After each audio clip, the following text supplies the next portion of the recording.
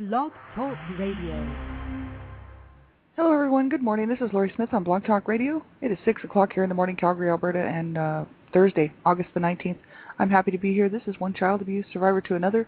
We're on for 30 minutes. It's a live internet streaming radio broadcast from blogtalkradio.com, and the chat room's open, and if people want to sit in there, I've actually put the link in there this morning for the topic, and that is to do with shame and toxic shame and whatnot, and sort of the issues that it has to do with child abuse, right?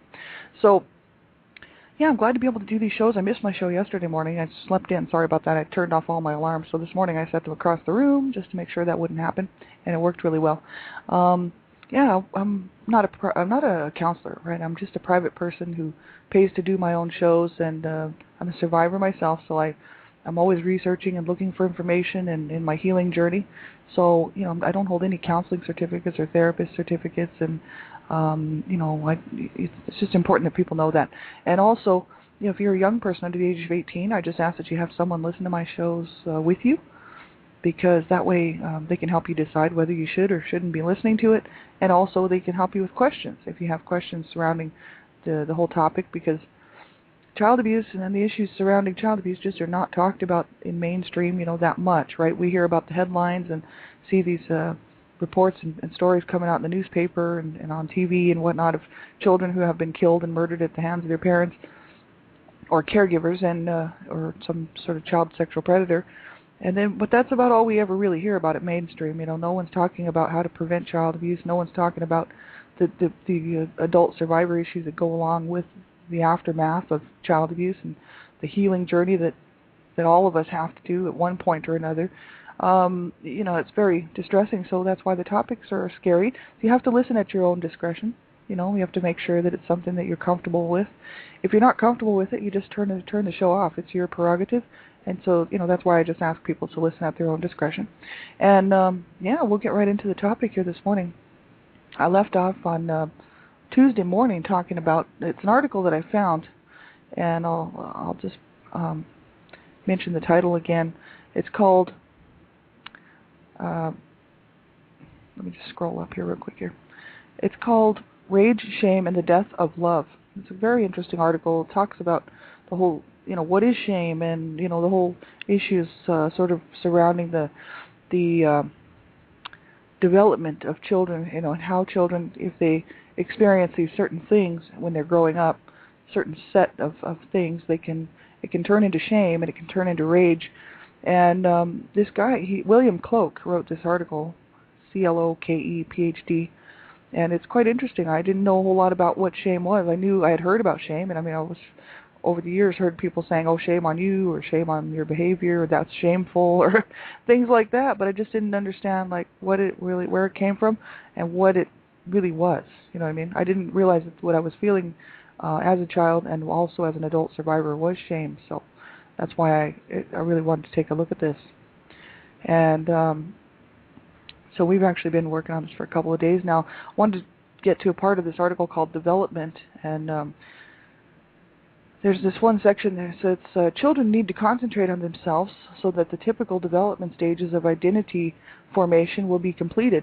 Thus, negative emotional experiences during childhood disrupt the natural development process and create a deficit.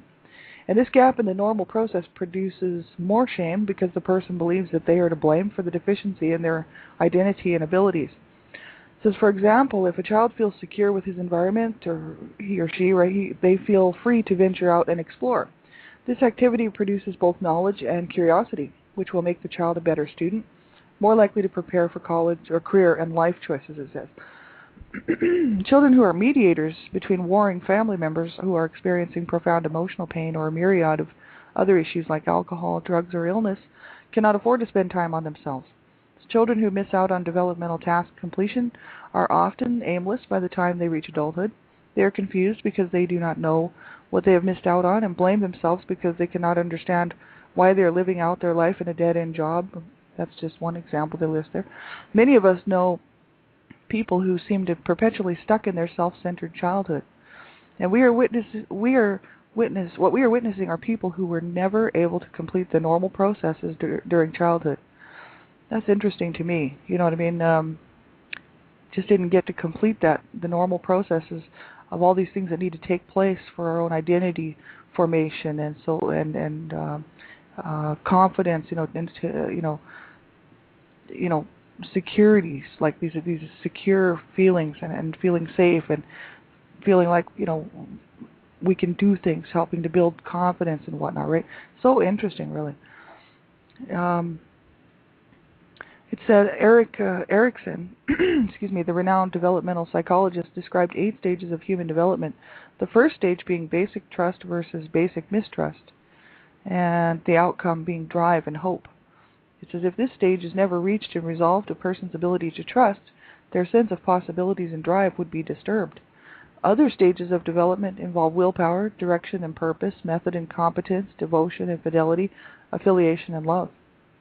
It's interesting. Identification with one's parents is the precursor to identity formation, and all children identify with their parents because imitation is the primary mechanism the infant utilizes to learn language, proper behavior, and how to survive in the world. And children who feel that their parents are interested in them cultivate the ability to develop their talents without the terror of failing. And one might imagine for a moment what a child feels like looking up at parents who appear to be gods who actively pay attention by loving, listening, and helping. Imagine the opposite of that situation and what effect that might have on a developing psyche. When we consider the factors that are fundamental to emotional health, it is obvious that this kind of quality attention helps to bolster the self-esteem of infants and children. And if neglected, children become depressed. Statistics have demonstrated that abused children most often become child abusers. Now, I know I've done a whole lot of research into that just because of what we do. I'm the Canada Regional Director for Dreamcatchers for Abused Children. I'm steady looking at the stats and what's going on and findings and results from different kinds of research that the different groups are doing. And they do say that some children who have been abused will go on to abuse their own children, but that's sad because that's the cycle of abuse being passed on. But not all children who are abused will go on to abuse their children, and that's a fact. There's lots of people who have been abused as children who go on to be awesome parents because they know they know how hard it is to survive child abuse, and they don't want to put that on their own children. So that's the thing. It's not always passed on, right? So if they experience violence and sexual abuse as children, they become physically and sexually violent adults. And parents who experience intense shaming in their childhood cannot be expected to behave in a healthy manner toward their children. The awesome power of identification is demonstrated by people who suffer terrible child abuse and eventually transfer the same abuse they received onto their own children. So that's just how powerful it is, right? And this is what, in my case, this is exactly what happened. My mom was abused by her mother. And, my grandmother was a vicious woman, and I just, I talk about her a little bit, not too much, because I don't want to give her too much space, but my mom, grew up like that. So she didn't have the ability to parent properly. And my dad didn't either, because he grew up in sort of a strange situation, too. Very bizarre. And, very strange, backward-thinking people on my dad's side as far as his parents went. And, he learned from his parents how to behave and so did my mom. And the two of them came together and they raised this family in this really bad situation. So it can happen, right? And that's that whole cycle of abuse, cycle of violence, cycle of ignorance, cycle of all of that stuff, right? My mom had a lot of emotional problems because she was abused. Then she ended up in a marriage that was abusive, so she was completely messed up. And then my dad, because of the way he grew up, he was just doing what he thought he was supposed to do, right, as a father and as a husband. He just thought he was doing the right thing because he grew up like that, and he just figured that's the way it was. And so, the two of them had this horrible marriage, and it was horrible to see that. Their lives really, they were both, my dad suffers from borderline schizophrenia, and at least he was diagnosed back when I was a kid. And, he's got all kinds of problems and emotional problems because of it, and he's never got any help, and he's the type that doesn't want to admit that he has any problems. It's like he's fine and the rest of the world is all screwed up. And so, he's not well. He sees demons. He thinks the devil's out to get him all the time. If you see him on a daily basis, and you catch him sort of by himself and he's sitting around, he's generally talking about the devil just out in the open room to himself, He's a sick man, right? And it's always bothered me that he would never get help and try to help himself, right? But my parents couldn't help themselves. They had no clue how to help themselves. So you can imagine two people that can't help themselves trying to raise 7 children. They couldn't help us either, and they were quite often abusive, and that's the whole issue with that, right? It says parents who are non-responsive, neglectful, raging, and are particularly controlling, especially concerning feeding and affection, produce helpless rage in their infant. And when parents punish their infant or child for crying, being hungry, needy, and clinging, or express unrealistic expectations of what the infant should be, they will cause the child or infant to believe that their needs are bad. So the parents may want the infant to be a good baby, like, for instance, clean, obedient, sharing with the other siblings, at a time when it's not developmentally possible. And parents who see their infant as an intrusion or resent its presence create a feeling of shame. So this is what I went through, I know, in my own personal experience. My parents, my mom especially, did not want all these children, and she was told not to have any more children. Actually, physically, she couldn't have any. She wasn't supposed to be having any more children after my brother, I think. And then she went on to have 5 more. 2 of us made it, 3 didn't. So my sister made it. Then there was 3 between me and my sister that were born stillborn, and then I made it, but only because the doctors had to take me early by C-section, because I was born 3 months early, actually, and put into an incubator because I was dying and my mom was dying, so they had to take me out. And so, my mom wasn't supposed to have any more children, and their whole marital issues of, my dad not allowing my mom to be on birth control, and my mom, I guess she was feeling so beaten down by the time I came around, she probably didn't know how to cope with the whole thing, She had an opportunity to get out of the marriage many, many times and could have left him, but she didn't leave him, and so, she continued on in this nightmare, and had all these children that she didn't want. So she would tell us that we were just a bother, that we were a nuisance, that we were ruining her life, and that she didn't want any of us, and that she should have let us all just die or rot in our diapers or whatever. And especially me, because for some reason, I guess because I was the last child, the last baby at home, right? And so by the time I came around, she was so dysfunctional as far as her mind went. She couldn't even cope with anything. So if anything went, if we were having a bad day or something, she would lash out at me by telling me, well, you're just a rape child, I didn't want you anyway, and you're just causing me all these problems. And so if she wasn't beating me, she was verbally abusing me all the time, and emotionally and psychologically abusing me, right? So all because she just didn't want all these children. But she had an opportunity to give us up, when the CPS and DHS, whichever one got involved when I was a toddler, they were going to remove us from the home. And at that point, she could have said, look, there's 5 children still living at home. I can't deal with them. They need to go. I'm just going to hurt them. But she didn't want to be honest. She begged the courts to allow us to stay in the home, and then ended up making us feel bad about it and abusing us, right? So that's really sad. And this is what happens to a lot of kids, right? So I know this. So it's just not right. But they were 2 sick people trying to raise a family, right? So it says the feeling will eventually form into part of the child's identity. Infants cannot distinguish outside from inside. So when they feel shame, they internalize the pain as part of the self. And the rage resulting from this kind of rejection is now attached to a set of dependency needs or experiences that were shamed and are propelled into the unconscious, forming into shame, envy, rage, guilt system that will operate in secrecy. This system then functions as an influence over thinking and feeling. And they go on to say, recent psychological theoretical thinking places the origins of shame within the first 2 years of life before the self or identity has entirely formed. An infant, by definition, is absolutely dependent on his parents for food, shelter, love, and is consequently quite vulnerable to injury at this sensitive period of time.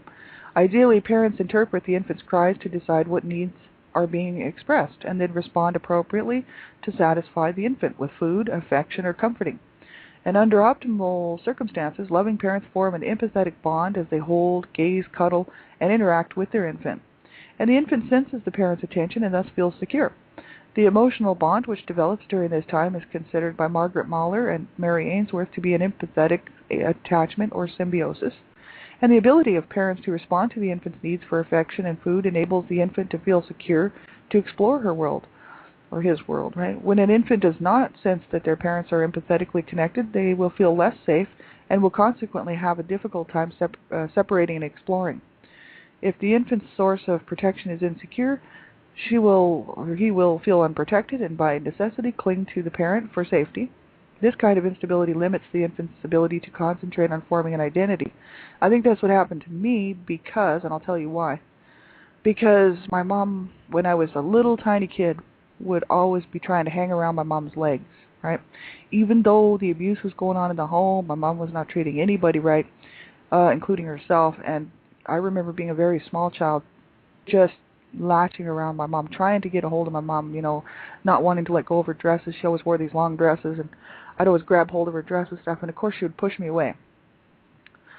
So, so because of the first couple of years of my life were chaotic and abusive and everything else, and violent in the home and just violence everywhere in my life, I think that's what happened to me. I was trying to cling to her and just for safety and whatnot, and she didn't want that, so she was always pushing me away.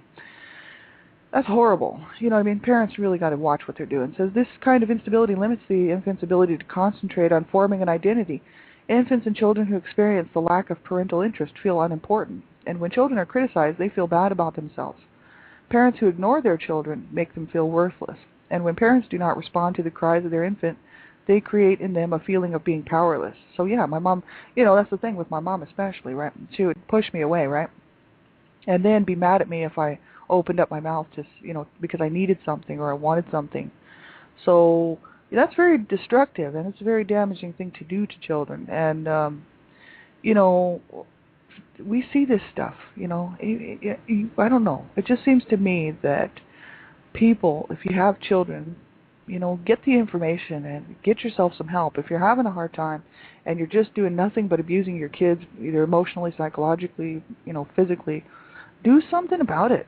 Go get yourself some help so you can help that child, and that child can get some help. And it's so sad to think about all the kids out there right now who are going through this, and will later on end up having to deal with all this stuff as adult survivors, right? It's so incredibly sad that there's so many of us out there. 60 million in the United States alone, let alone Canada and the worldwide. This is absolutely ridiculous. It's all due to the fact that people, when they pop out these kids, they just don't care. There's no feeling that they have an obligation to raise these children properly. The feeling is like, well, it's my life and I can do whatever I want with my children. And, it's my life and these kids are making me crazy. And it's my life and I have the right to do whatever I want. And they just take all their garbage out on their kids, and that's exactly what my parents did. And, it was very damaging, and really they should have been arrested. And, I talked about that the other day, but that's my thoughts on it. They should have gone to jail. Those sad, sick people, right? And, of course, I have to keep, forgiveness in my heart, because otherwise it would kill me. That's what was killing me, is the fact that I hated them, hated what they had done, and didn't hate them. I did when I was young, I hated them, but then when I was older, I realized I didn't hate them, I just hated what they did. And, it's just so distressing to think about what people do to their children, and especially growing up like that. You just know what's happening and how easy it is to do that to a child because we're having a bad day, or we're having a bad marriage, or we're having a bad life because we've been abused or something, right? We could easily transfer that to our children, and it's very, very sad, right? And, children, they need that connection with that parent. They need that bond with that parent. Both parents, actually, if they're both there. Both caregivers, both parents. And they need that, stability, right? They need that nurturing and the love and the care. And if they don't get it, they're going to be screwed right up. And that's what we see with so many, sadly, so many people who have survived child abuse. It's like you just deal with all of this stuff because most of it happened before the first 2 years of living on this planet. Our most of the damage is done early, extremely early. So then if it just continues on, it's just a reinforcement, right? It's like, oh, well, this is the way my life is, so okay. And that's distressing. And that's why I think my parents should have been arrested for sure. And well, they were brought up on charges, but they were not made to do any time. They were allowed to continue on their abuse, right? So that's just very, very sad. So it says, parents who ignore their children make them feel worthless. When parents do not respond to the cries of their infant, they create in them a feeling of being powerless. And the most common indicators of shame wounds in adult behavior are self-criticism, phoniness, shyness, perfectionism, and approval-seeking. That's quite interesting. as an important component in healthy development is for parents to teach their children how the world works, as well as how to interact with others in it. So if a child matures into adult life without coping skills, good modeling of positive adult problem-solving behavior, empathy, or well-developed values, they will eventually come to feel there is something wrong with them, right?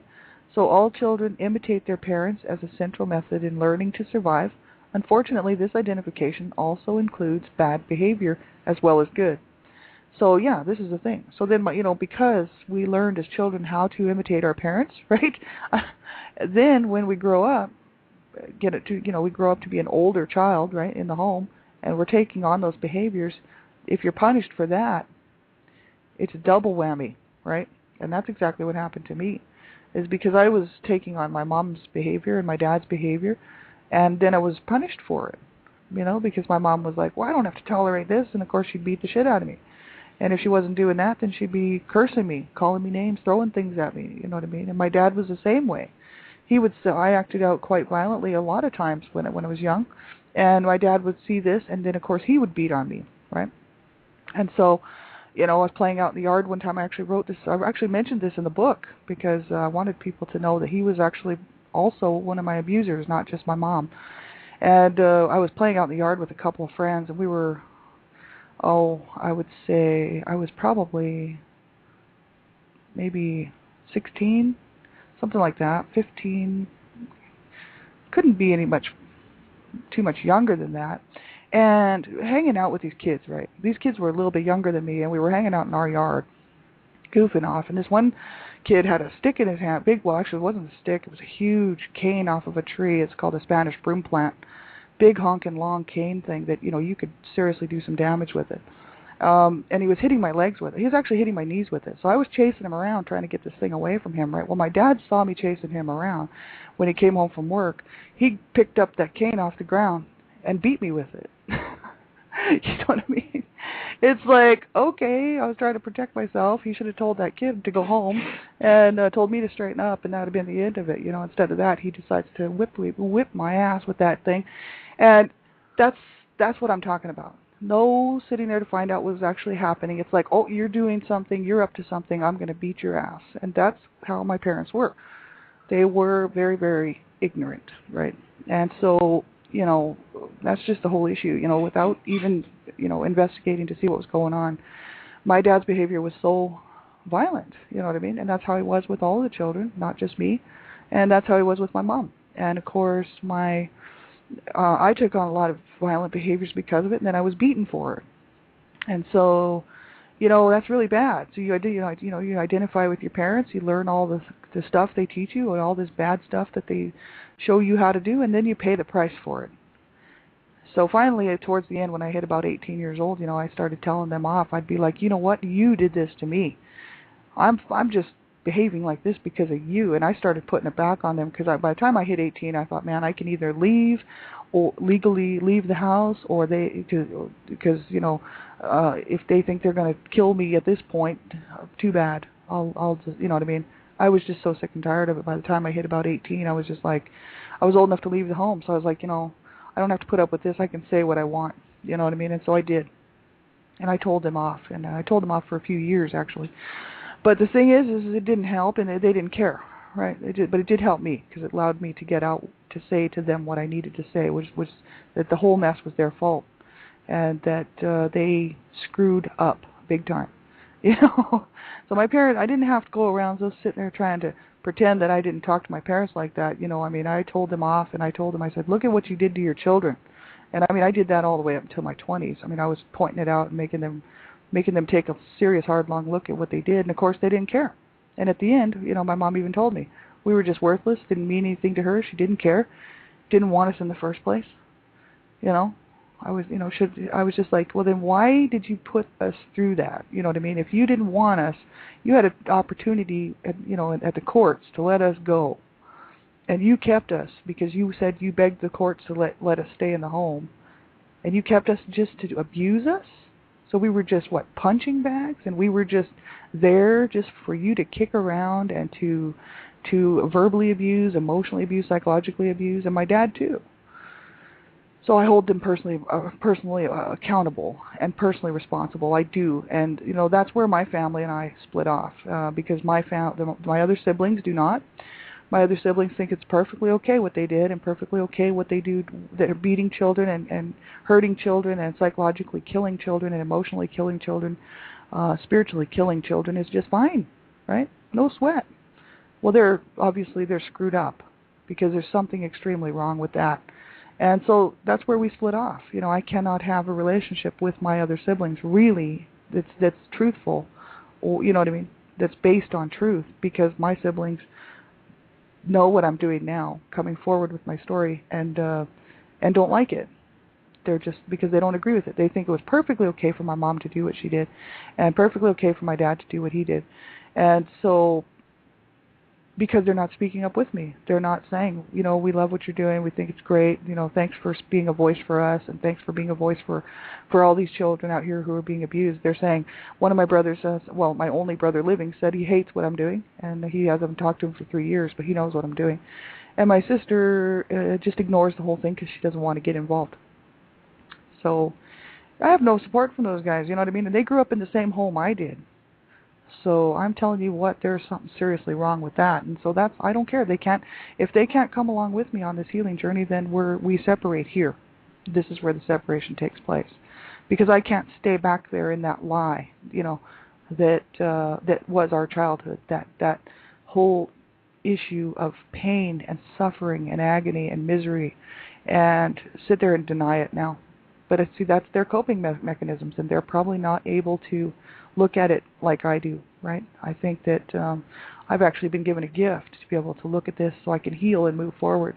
And my siblings are still back there living in denial. They only have 2 left, right? So the 2 that are left, and they're old. One's in his 60s, the other one is 50. So, I mean, will they go to their graves with this? Possibly. Will they go to their graves an unhealed person? Possibly. Very possible. Because they will not take a look at it. I mean, it took me to the age of 41 to decide not to kill myself. You know what I mean? And so I'm so glad that I was able to get my story out. I started it as the blog, and then it went to the book, and I'm just so thankful because I could not go to my grave with this information. It was going to drive me absolutely, it was going to kill me, physically and emotionally and everything else.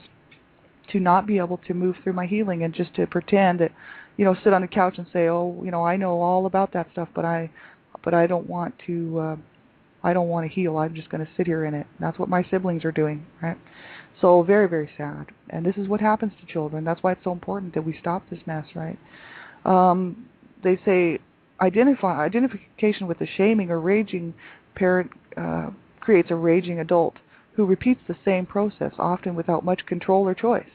And the aftermath of a raging incident is intense guilt and is followed by efforts of contrition or, in extreme cases, suicide. And so in my case, that's the thing. My mom would beat the crap out of me, and then at night, she would sit there at the table, at the kitchen table, smoking or chain smoking or whatever, and she'd be like, I just kill myself. Whoa. And of course, I'd have to go and, oh, don't kill yourself. We love you, Mom. After beating the shit out of me the whole day or half the day. This is the thing.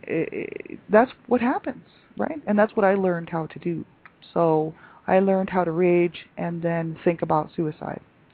She taught me extremely well how to get along in this life.